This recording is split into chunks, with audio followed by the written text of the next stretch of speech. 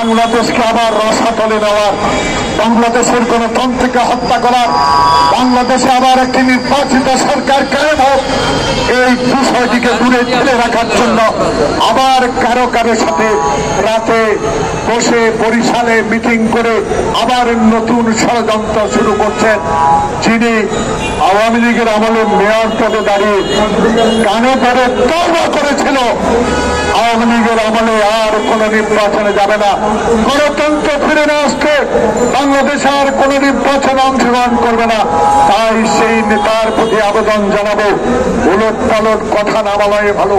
কারণ এমন দল, যেই দল চেয়ার হাতে ধরা, যেই দল খালেদা জিয়ার নেতৃত্বে বাংলাদেশে গণতন্ত্র প্রতিষ্ঠা করেছে 91 সালে, যেই দল 16 বছর দেশের বাইরে থেকেও বাংলাদেশের মানুষের কথা, অধিকারের কথা বলে, সেই দলের নেতাদের বিরুদ্ধে কথা বন্ধ করুন।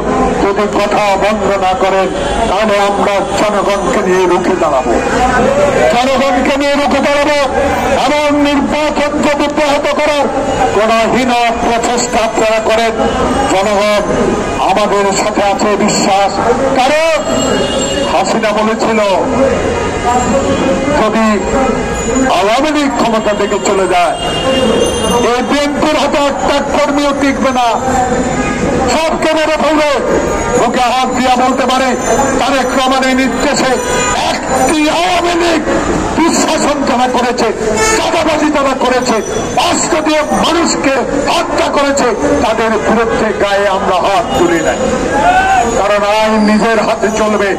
সেই দৃষ্টিভঙ্গি রেখে তত্ত্বাবধায়ক সরকারের কাছে অনুরোধ জানাবো, সকল ষড়যন্ত্রকে অন্য গোছলে না করে বাংলাদেশ জাতীয়তাবাদী দল 16 বছরে যারা রাজপথে আন্দোলন করেছে তাদের দাবি একটি নির্বাচন। সেই নির্বাচন 1991 সালে শাহাবুদ্দিন রশি টানিয়ে একজন সিপাহী দিয়ে নির্বাচন সম্পন্ন করেছে। সেই নির্বাচনে বিএনপিকে মানুষ ভোট দিয়ে বাংলাদেশের প্রথম মহিলা প্রধানমন্ত্রী নির্বাচিত করেছেন বেগম জিয়াকে।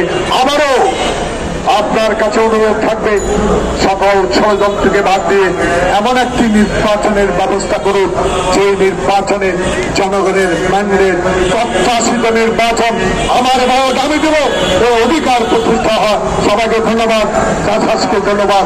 আজকে